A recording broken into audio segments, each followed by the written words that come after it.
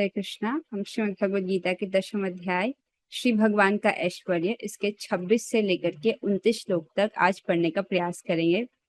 भगवान पहले हम भगवद गीता के महात्म्य का श्रवण करेंगे, उससे एक श्लोक का श्रवण करने वाले हैं।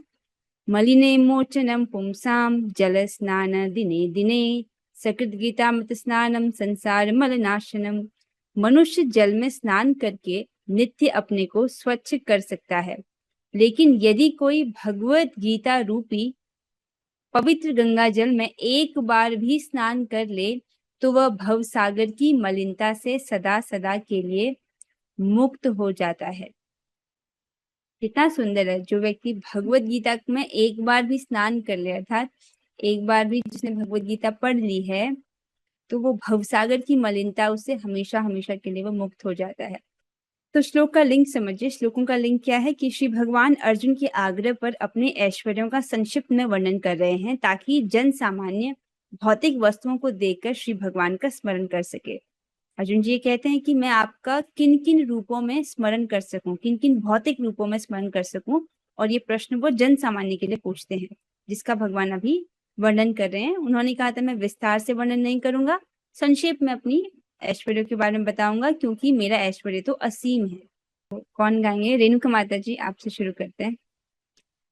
अश्वत्थ सर्ववृक्षाणाम अश्वत्थः सर्ववृक्षाणां देवर्षीणां च नारदः देवर्षीणां च नारदः सर्वाणां चित्ररथः गन्धर्वाणां चित्ररथः सिद्धानां कपिलो मुनिः। सिद्धानां कपिलो मुनिः। सुंदर। महाकवि जयदेवदास प्रभु जी। अश्वत्थ सर्ववृक्षाणां अस्वस्थ सर्ववृक्षाणां देवर्षीणां च नारदः देवर्षीणां च नारदः गन्धर्वाणां चित्ररथः गन्धर्वाणां चित्ररथः सिद्धानां कपिलो मुनिः। सिद्धानां कपिलो मुनि। भगवान बताते हैं मैं समस्त वृक्षों में अश्वत्थ हूँ। अश्वत्थ वृक्ष पीपल के वृक्ष को बोलते हैं। मैं समस्त वृक्षों में अश्वत्थ हूँ और देवर्षियों में नारद हूँ। मैं गंधर्वों में चित्ररथ हूँ और सिद्ध पुरुषों में कपिल मुनि हूँ। ये माता देवहूति और कर्दम मुनि के पुत्र कपिल की बात हो रही है। एक अन्य कपिल का भी वर्णन आता है, जो कि नास्तिक सांख्यवाद के प्रवर्तक हैं। उनकी बात यहाँ पर नहीं हो रही है। यहाँ पर माता देवहूति और कपिल मुनि जी के जो पुत्र माता देवहूति और कर्दम मुनि जी के जो पुत्र कपिल मुनि हैं, उनकी बात हो रही है। तो भगवान कहते हैं कि वो देवर्षियों में नारद हैं। नारद जी तो भगवान की भक्ति का प्रचार करते हैं और चारों संप्रदायों में हैं। तो भगवान के महान भक्त हैं और हमारे गुरु हैं ये। जैसे हम ब्रह्म मध्व गौड़ी संप्रदाय में शिक्षा प्राप्त कर रहे हैं ना, तो जिसमें भगवान ब्रह्मा जी को शिक्षा देते हैं, है ना, और ब्रह्मा जी नारद जी को शिक्षा देते हैं। तो उसी गुरु परंपरा में हमारे प्रभुपाद जी आते हैं। प्रभुपाद जी से हम शिक्षा ग्रहण कर रहे हैं। तो नारद जी जो है, आप समझ रहे हैं, ये गुरु परंपरा में हमारे गुरु हैं। तो भगवान बताते हैं कि वो देवर्षियों में नारद हैं। तो अब आप जब नारद जी का स्मरण करेंगे तब हमको भगवान का स्मरण वैसे भी हो ही जाता है, क्योंकि वो हमेशा कहते हैं नारायण नारायण, वैसे भी स्मरण हो जाता है। और अब गीता से इस प्रकार से भी स्मरण होगा कि ये भगवान के प्रतिनिधि हैं, भगवान की विभूति हैं। अहम सर्व वृक्षाणाम, मैं सभी वृक्षों में अश्वत्थ हूँ, अर्थात पीपल हूँ। तो सभी वृक्षों में भगवान पीपल हैं। पीपल के वृक्ष को अत्यंत शुद्ध माना जाता है, और कदाचित कोई अगर पीपल के वृक्ष के सामने मूत्र विसर्जन कर दे तो ये बहुत बड़ा अपराध माना जाता है। देवर्षिणाम च नारदः, देवर्षियों में मैं नारद हूँ। गंधर्वाणाम, गंधर्वों में चित्ररथ हूँ। गंधर्व वो होते हैं जो बहुत सुंदर गाते हैं, गायन कला में बहुत पटु होते हैं, उनमें चित्ररथ भगवान है, भगवान के प्रतिनिधि हैं। और सिद्धा नाम कपिला मुनि, सिद्धों में कपिल मुनि हैं। जिनका वर्णन श्रीमद् भागवतम के 3 स्कंद में आजकल हम लोग भागवतम में श्रवण कर रहे हैं कपिल मुनि जी के विषय में। एक बार देखेंगे, अश्वत्थ सर्ववृक्षाणाम, सभी वृक्षों में मैं अश्वत्थ वृक्ष हूँ, पीपल का वृक्ष हूँ। देवर्षि नाम च नारद, देवर्षियों में मैं नारद हूँ। गंधर्वाणाम चित्ररथ, गंधर्वों में मैं चित्ररथ हूँ। और सिद्धा नाम कपिलो मुनि, सिद्धों में मैं कपिल मुनि हूँ। तात्पर्य की ओर बढ़ेंगे। अनुवाद और तात्पर्य कृष्ण कृपा मूर्ति श्री श्रीमद एसी भक्ति वेदांत स्वामी प्रभुपाद द्वारा। तो प्रभुपाद जी वर्णन करते हैं, अश्वत्थ वृक्ष सबसे ऊंचा तथा सुंदर वृक्ष है, जिसे भारत में लोग नित्य प्रति नियम पूर्वक पूजते हैं। आज भी भारत में लोग पीपल की पूजा करते हैं, जो अश्वत्थ का वृक्ष है। देवताओं में नारद विश्व भर में सबसे बड़े भक्त माने जाते हैं और पूजित होते हैं। चारों संप्रदाय में नारद जी की पूजा होती है। वो चारों संप्रदाय में गुरु हैं, भक्ति के आचार्य हैं, और उन्होंने बहुत सुंदर हमको नारद भक्ति सूत्र, नारद पंच और नारद पंचराद आदि प्रदान किया है। जिसमें नारद भक्ति सूत्र एक बार मैं पढ़ने का प्रयास कर रही थी, उसमें पहला सूत्र है, या उन सूत्रों में इससे एक सूत्र में वो बताते हैं कि आध्यात्मिक जीवन में पहला कदम क्या है, उस बात को समझा रहे थे। उसमें वो बताते हैं कि आध्यात्मिक जीवन में पहला कदम ये है कि व्यक्ति समझे कि वो ये शरीर नहीं है, वो आत्मा है। मतलब इसका मतलब जो शरीर के कार्य हैं उनसे आसक्त ना होकर के आत्मा वाले कार्यों को करे। जैसे स्कूटर है ना, स्कूटर, हम अगर स्कूटर चलाते हैं तो हम स्कूटर से उतना आसक्त नहीं होते हैं। स्कूटर का यूज कर रहे हैं, लेकिन कोई सोचता है स्कूटर को लिपस्टिक लगाने का, आप समझ रहे हैं, स्कूटर के बहुत ज्यादा उसको चमकाने का नहीं सोचते हैं। जितना आवश्यक है पेट्रोल भर लिया उतना कर लेते हैं। उसी प्रकार भक्ति करने के लिए जितना शरीर निर्माण आवश्यक है उसको ग्रहण करें और फिर आत्मा वाले कार्य करें। आत्मा कैसे कार्य करता है? दिव्य स्तर के कार्य, भगवान की सेवा वाले कार्य, उनको करें। तो बताते हैं पहला कदम क्या है कि व्यक्ति समझे कि मैं शरीर नहीं हूं, मैं आत्मा हूं। तभी तो व्यक्ति समझ पाएगा अपने कल्याण को। जब आत्मा के रूप में समझेगा तो वो जानता है कि मृत्यु तो आनी ही है, और मृत्यु मतलब शरीर छूटेगा, आत्मा का थोड़ी मृत्यु होती है। और इसका मतलब अगला जन्म भी निश्चित है। भगवान ने बोला है ना पहले कि जिस प्रकार से मृत्यु निश्चित है उसी प्रकार से अगला जन्म भी निश्चित है। तो व्यक्ति जब समझता है मृत्यु किसकी होगी, शरीर की होगी, आत्मा की नहीं होगी, तो वो अच्छे कर्म करता है ताकि उसको अगले जन्म में वो भुगतना ना पड़े। लेकिन जो भगवत गीता पढ़ रहा है, भगवान उसके लिए क्या कहते हैं? जन्म कर्म च मे दिव्यम एवं यो वेति तत्वतः त्यक्त्वा देहम पुनर्जन्म नैति मामी अर्जुन। हे अर्जुन, जो मेरे जन्म और कर्म की दिव्यता को समझता है वो इस देह को त्यागने के बाद दोबारा उसका पुनर्जन्म नहीं होता है। व्यक्ति जब आत्मा के रूप में अपने आप को समझता है तभी वो अपने कल्याण को समझ सकता है। जब तक वो पहचान अपने शरीर से कर रहा है तब तक वो अपने कल्याण को नहीं पहचानता है। गंधर्व लोग इस प्रकार वे भक्त के रूप में कृष्ण के स्वरूप हैं। तो सबसे बड़े भक्त माने जाते हैं नारद जी, और वे भगवान कृष्ण के स्वरूप हैं, उन्हीं के ही प्रतिनिधि हैं। गंधर्व लोग ऐसे निवासियों से पूर्ण है जो बहुत अच्छा गाते हैं, जिनमें से चित्ररथ सर्वश्रेष्ठ गायक हैं। सिद्ध पुरुषों में देवहूति के पुत्र कपिल मुनि कृष्ण के प्रतिनिधि हैं। वे कृष्ण के अवतार माने जाते हैं। तो चित्ररथ कौन है? गंधर्व लोग है एक, जहाँ पर बहुत सुंदर सुंदर आज भी गंधर्व लोग है। तो उनमें से सर्वश्रेष्ठ गायक हैं चित्ररथ, वो भगवान की प्रतिनिधि हैं।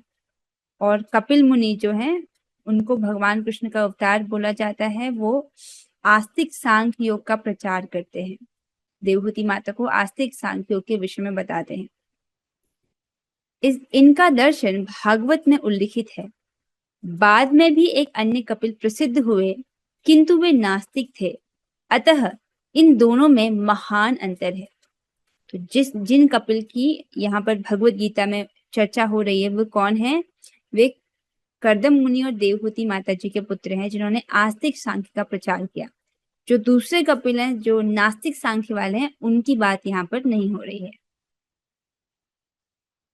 अगला श्लोक पढ़ेंगे, श्लोक संख्या 27।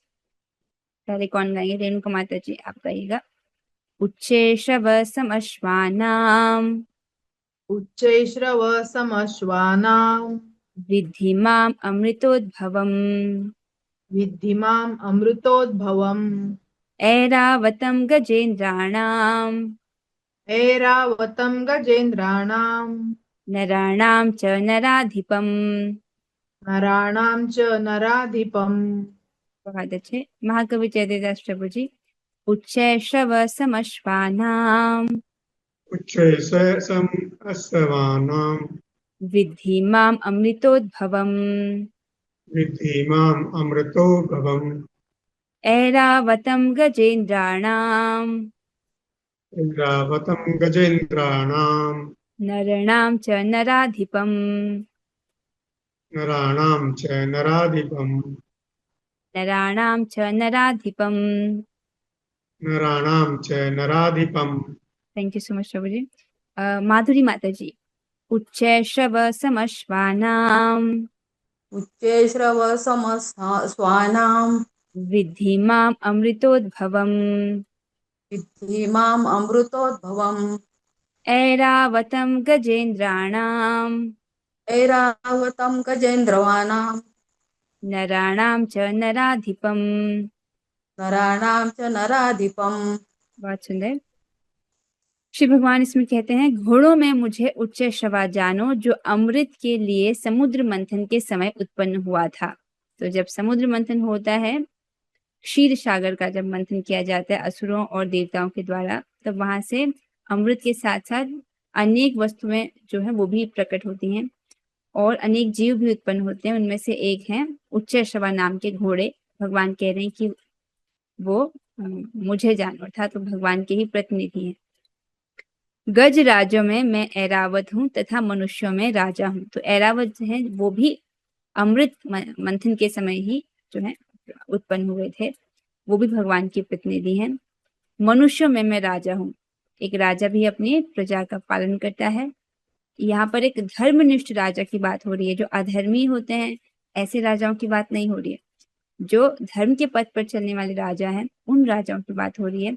वो भी बड़े प्रेम से अपनी प्रजा का पालन करते हैं, इसलिए भगवान की प्रतिनिधि हैं। तो आप क्या समझ रहे हो? इस प्रकार से भगवान अपनी विभूतियों का वर्णन करें ताकि हम इनके द्वारा भगवान का स्मरण कर सकें।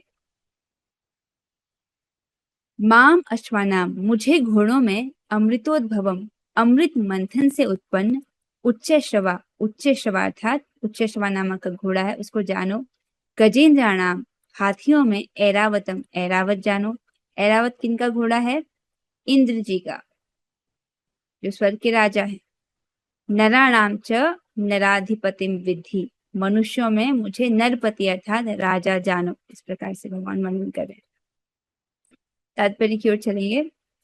एक बार देवों और असुरों ने समुद्र मंथन में भाग लिया। तो समुद्र मंथन के विषय में आप सबने श्रवण किया ही होगा, इसको हम कथा में श्रवण करते हैं।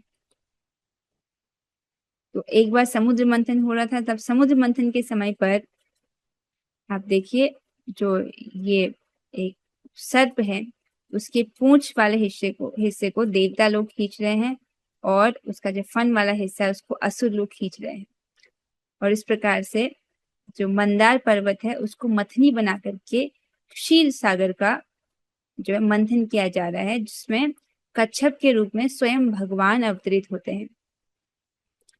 तो जब समुद्र मंथन हो रहा था देवताओं और असुरों के बीच में, ये भी बहुत सुंदर घटना है। देवताओं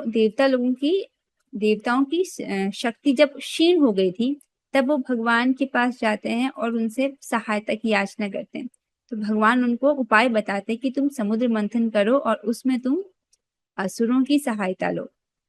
ठीक है, तो इस प्रकार से असुरों की सहायता लेते हैं और समुद्र मंथन होता है, जिससे अमृत प्रकट होता है। अमृत प्रकट होता है तो अमृत जब बांटने की बारी होती है तो असुर लोग जो होते हैं उनकी लालसा होती है कि हम जो है सारा अमृत पी जाए। तो आपको ये घटना याद होगी। भगवान उसमें मोहिनी रूप धारण करते हैं और अमृत को ले लेते हैं और अमृत को जो है बांटते हैं वो, और देवताओं को तो अमृत पिलाते हैं लेकिन असुरों को वो नहीं पिलाते हैं। इस घटना को समझिए। ये घटना आपने सुनी होगी, इसलिए इस कहानी का विस्तार से वर्णन नहीं कर रही। देवताओं ने भी बराबर प्रयास किया समुद्र मंथन का, असुरों ने भी बराबर प्रयास किया। प्रयास के रूप में तो बराबर ही प्रयास किया ना दोनों ने, लेकिन अमृत प्राप्त हुआ देवताओं को और असुरों को अमृत प्राप्त नहीं हुआ। समझ रहे हो, मेहनत तो दोनों ने बराबर की लेकिन फल प्राप्त हुआ देवताओं को। ऐसा क्यों? और जो असुरों की जो परिश्रम था वो तो निष्फल हो गया।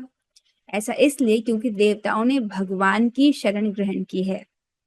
आपने भगवद गीता में पढ़ा है, जो आसुरी और नास्तिक स्वभाव वाले लोग हैं, मोघ आशा मोघ कर्माणो मोघ ज्ञाना विचेतसा राक्षसी आसुरीम चैव, इस प्रकार से एक श्लोक आता है। मोघ आशा मोघ कर्माणो मोघ ज्ञाना विचेतसा, उनकी जो मुक्ति प्राप्ति की इच्छा है, मोघ कर्माणो अर्थात उनके जो सकाम कर्म है, मतलब कुछ यज्ञ कर रहे हैं उसके बदले में कुछ फल चाहते हैं, स्वर्ग जाना चाहते हैं, इस प्रकार के जो फल है, या मोघ ज्ञान, उनके ज्ञान मार्ग में कुछ सफलता की प्राप्ति की इच्छा है, वो जो है निष्फल हो जाता है।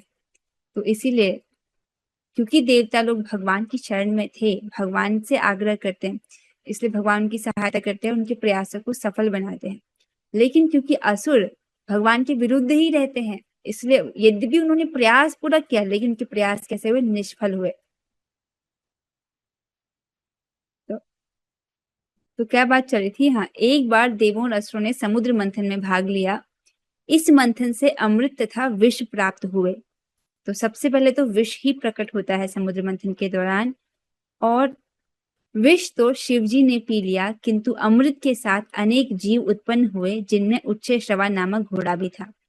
तो जब विष प्रकट होता है तब शिव जी जो है विष को पी जाते हैं। कितने उदार चेता है शिव जी, है ना, सबके कल्याण के लिए, सभी जीवों के कल्याण के लिए वो विष का पान कर लेते हैं, इसीलिए उनका कंठ भी नीला है। तो यहाँ पर कुछ लोग ऐसे हैं जो शिव जी की उपासना करते हैं और उनका नाम और ऐसे ऐसे पोस्टर्स छपाते हैं जिसमें शिव जी जो है हुक्का पीते हुए जो है चित्र बनाते हैं, और उनका आश्रय लेके स्वयं भी लोग नशा करने लगते हैं। ठीक है, तो वो लोग वो क्या सोचते हैं कि शिव जी भी नशा कर रहे हैं तो हम भी कर सकते हैं। इस प्रकार से वो नशा करना चाहते हैं, इसलिए भगवान का आश्रय लेकर के ऐसा करने की कोशिश करते हैं, जो कि सरासर गलत है। क्यों? क्योंकि हमको समझाया जाता है कि हमको भगवान का अनुकरण नहीं करना, अर्थात वो जो कर रहे हैं उसको कॉपी नहीं करना है, बल्कि जो उपदेश वो हमको दे रहे हैं उसको करना है। अनुसरण मतलब जो उन्होंने उपदेश हमको दिए हैं वो हमको करना है, जैसा वो अनुकरण कर रहे हैं उसको कॉपी नहीं करना। जैसे भगवान श्री कृष्ण जो है गोवर्धन को उठा लेते हैं, अब वो अनुकरण नहीं कर सकते, लेकिन भगवत गीता में जो उपदेश दिए हैं उसका पालन करना है। ठीक है, उसी प्रकार रासलीला का भी अनुकरण करना वर्जित है। राइट, भगवान रासलीला कर रहे हैं तो भगवान तो कुछ भी कर सकते हैं, गोवर्धन तक को उठा सकते हैं, लेकिन हम मनुष्यों के लिए वो नहीं करना है। हमको उनके द्वारा दिए गए उपदेशों का पालन करना है। तो शिव जी जो है ऐसे जो गांजा पीते, नशा करते हैं और भगवान शिव जी का आश्रय लेकर के कि ये भी करते हैं, ऐसा नहीं है। शिव जी तो विष पी लिए ना, तब तो अगर अनुकरण करना ही है तो विष पी लो। लेकिन वो लोग इंद्रिय तृप्ति करना चाहते हैं, उसके लिए वो एक आश्रय ले लेते हैं, जो कि गलत है। ऐसे नहीं करना चाहिए, हमको उनके बताए गए पद चिन्ह पर चलना चाहिए। शिव जी तो जो श्रीमद् भागवतम है उस ग्रंथ का, उस अमृतमय कथा का श्रवण करते रहते हैं। उनके 5 मुख है, एक मुख से वो ये जो अमृत कथा है, भागवती कथा है, उसको बोलते रहते हैं।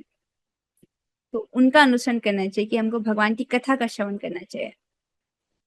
तो जब समुद्र मंथन होता है तो सबसे पहले विष प्रकट होता है जिसको शिव जी पी लेते हैं, किंतु फिर अमृत उत्पन्न होता है। अमृत अंत में आता है, उससे पहले अनेक जीव उत्पन्न होते हैं, जिसमें से उच्चैःश्रवा नामक घोड़ा भी उत्पन्न होता है।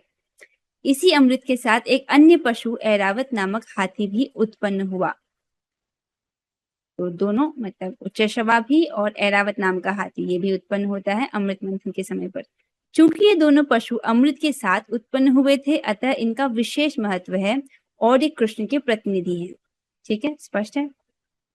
मनुष्यों में राजा कृष्ण का प्रतिनिधि है, क्योंकि कृष्ण ब्रह्मांड के पालक हैं और अपने दैवी गुणों के कारण नियुक्त किए गए राजा भी अपने राज्यों के पालन करता होते हैं। देखिए आगे चल के एक अध्याय आएगा, दैवी और आसुरी स्वभाव। तो ऐसे राजा जिनके दैवी गुण हैं, जो धर्म के पथ पर चलते हैं, ऐसे जो राजा हैं वो अपने प्रजा का पालन करते हैं धर्म के पथ पर चलते हुए। ऐसे जो राजा हैं वो भी भगवान के प्रतिनिधि हैं। देखिए राजा का कर्तव्य है कि वो धर्म का अनुसरण करे और अपनी प्रजा को धर्म के पथ पर चलने के लिए प्रेरित करे, अपनी प्रजा को भी धर्म के पथ पर ले चले।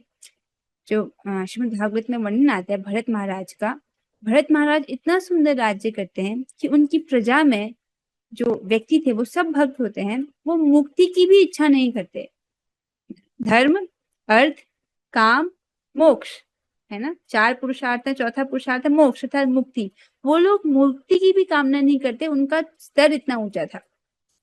केवल भक्त ही इस स्तर पर पहुंच सकता है कि वह मुक्ति की इच्छा को भी लांघ जाए और भगवान की सेवा की इच्छा करे। क्योंकि देखिए मुक्ति भी एक प्रकार से माया का सबसे बड़ा पाश है। मुक्ति की इच्छा क्या है? मेरे दुख की निवृत्ति हो जाए और मुझे सुख की प्राप्ति हो जाए। ऐसा दुख, मुझे कभी भी दुख प्राप्त ना हो और हमेशा सुख प्राप्त हो, ऐसी इच्छा को मुक्ति कहते हैं, अर्थात ब्रह्म में विलीन हो जाने वाली इच्छा को। ठीक है, लेकिन भक्त लोग इस प्रकार की मुक्ति की कामना नहीं करते हैं, तो एक भक्त ही इस प्रकार की इच्छा को लांघ पाता है। भरत महाराज का ऐसा उत्तम राज्य था, हाँ, जिसमें लोग मुक्ति की भी कामना नहीं कर रहे थे। ऋषभ देव के पुत्र भरत महाराज। अगला श्लोक पढ़ेंगे, श्लोक संख्या 28। पहले कौन गाएंगे? रेणुका माता जी अब गाएगा। आयुधानाम अहम वज्रम, आयुधानाम अहम वज्रम, धेनूनामस्मि कामधुक्, धेनूनामस्मि कामधुक्, प्रजनश्चास्मि कंदर्पः, प्रजनश्चास्मि कंदर्पः, सर्पाणाम अस्मि वासुकिः। सर्पाणाम अस्मि वासुकिः। क्षमा कवि जयदेवदास प्रभु जी। आयुधानाम अहम वज्रम, आयुधानाम अहम वज्रम, धेनूनाम अस्मि कामधुक्, धेनूनाम अस्मि कामधुक्, प्रजनश्चास्मि कंदर्पः, प्रजनसास्मि कंदर्पः, सर्पाणाम अस्मि वासुकिः। सर्पाणाम अस्मि वासुकी। बहुत सुंदर। भगवान कह माधुरी माता जी आप भी गाइएगा।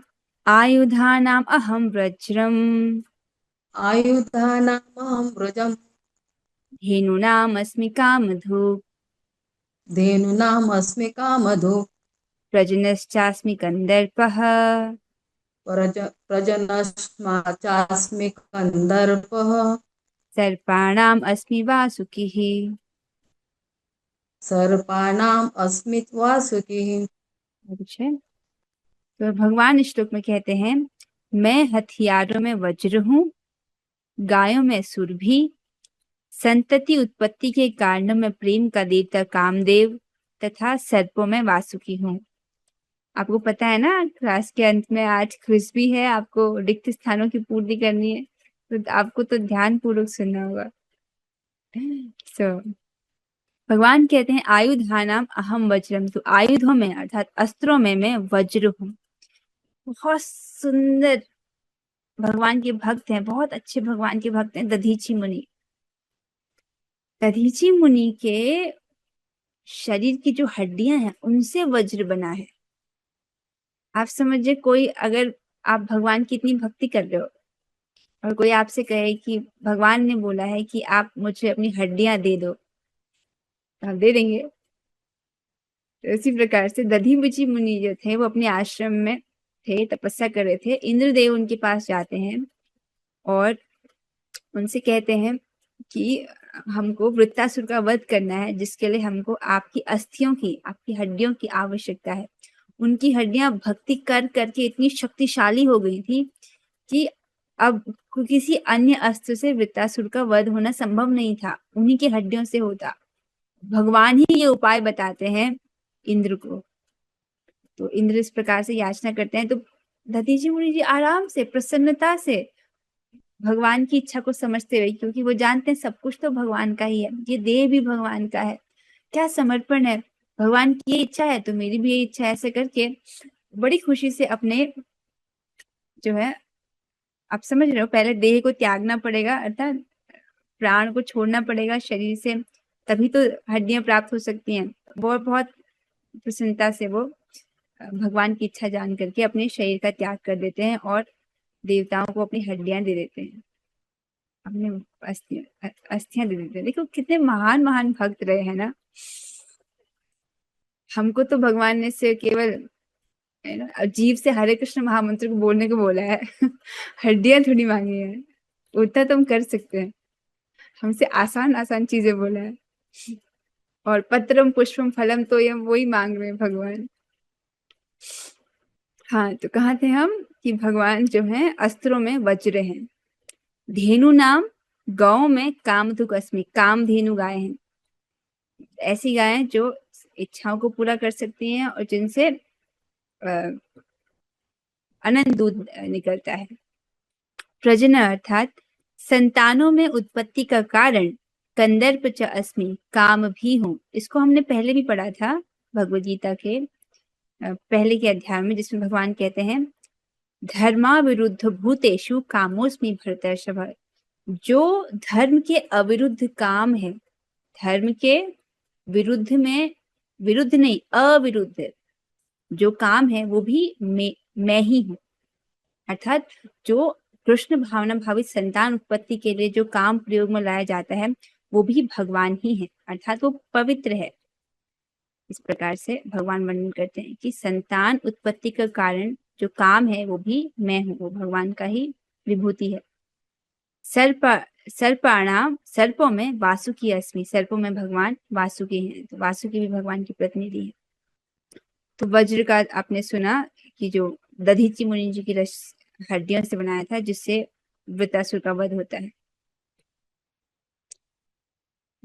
एक वज्र जैसा अस्त्र हमारे पास भी, वज्र जैसा नहीं, क्षमा कीजिएगा, वज्र से भी अत्यंत शक्तिशाली अस्त्र हमारे पास कौन सा अस्त्र है? वो हरे कृष्णा कृष्ण कृष्ण हरे हरे, हरे राम राम राम हरे हरे। ऐसा अस्त्र है जिससे हमारा जो भव ग्रंथि है वो कट जाएगी, ये जो जन्म बंधन का जो चक्र लगा हुआ है वो कट जाएगा, और जिससे हमको भगवान के धाम की प्राप्ति होगी।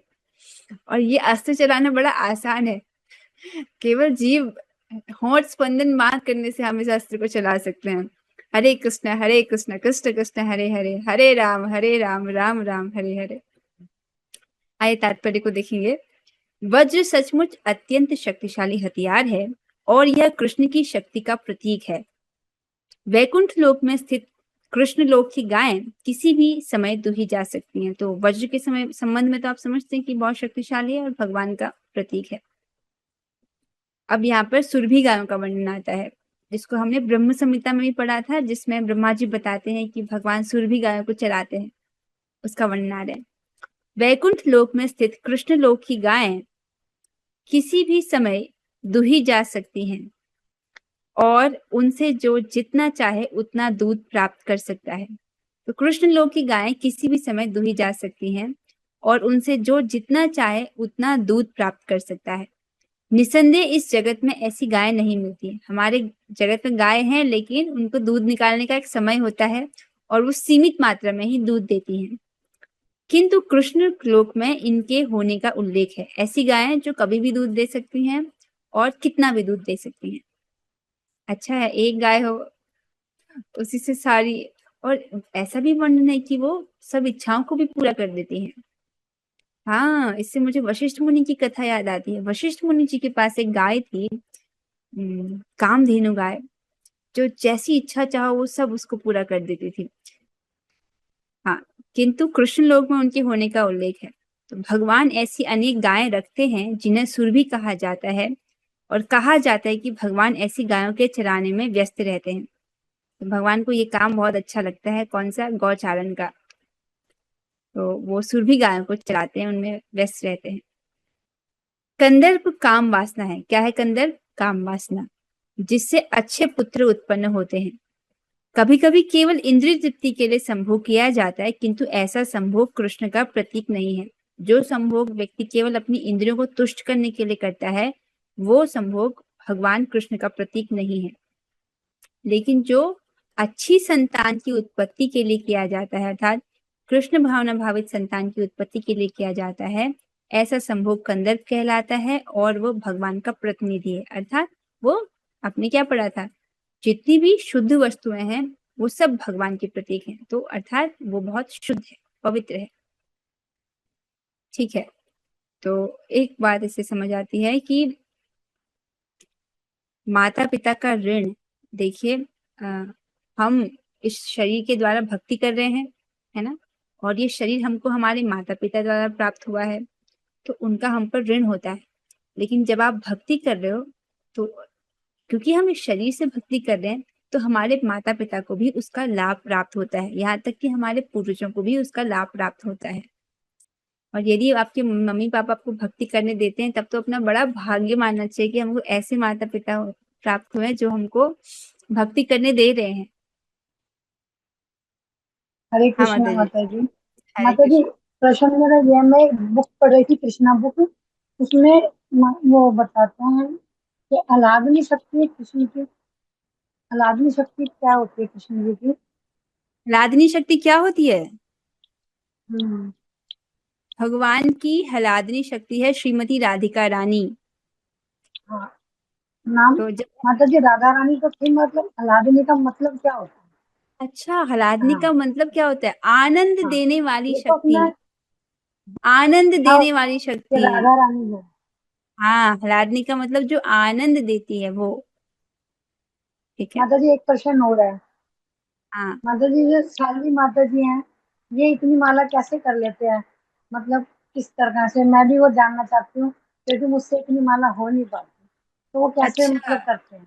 जो गृहिणी माता है वो इतनी माला कैसे कर लेती हैं?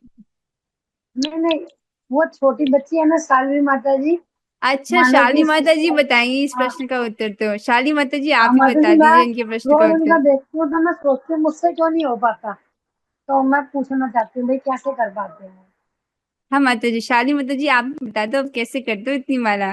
कांता माता जी को कुछ टिप्स दे दीजिए, हाउ टू चैंट मोर।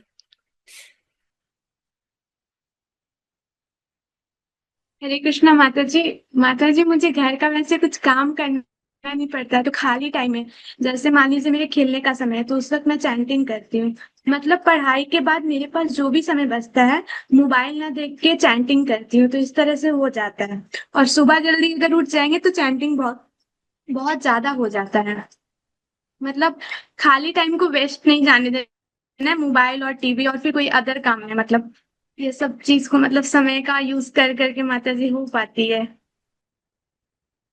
बहुत अच्छा, थैंक यू शाली माता जी। हाँ, मोबाइल से बच सकते हैं माता जी, सुबह जल्दी उठना। बहुत सुंदर टिप्स उन्होंने दिए, आप इसको जीवन में उतारिए। शाली माता जी बहुत अच्छा कर रही है, दिस इज वेरी नाइस शाली माता जी। आइए अब हम 3 बार हरे कृष्ण महामंत्र करेंगे। आप लोग अपने माइक को ऑन कीजिएगा, हम सब साथ में करेंगे। हरे कृष्णा कृष्ण कृष्ण कृष्णा हरे हरे, हरे राम राम राम हरे हरे। हरे कृष्णा कृष्ण कृष्णा हरे हरे, हरे राम राम राम हरे हरे। हरे कृष्णा कृष्ण कृष्णा हरे हरे, हरे राम राम हरे हरे। श्रीमद् भगवद गीता की जय, जगत गुरु श्री प्रभुपाद की जय, रामाचार्य श्री हरिदास ठाकुर की जय, श्री धाम वृंदावन की जय, और श्री गुरु गौरंग। हरे कृष्णा। हरे कृष्ण माता आप जी। सबका बहुत बहुत धन्यवाद। हरे कृष्ण।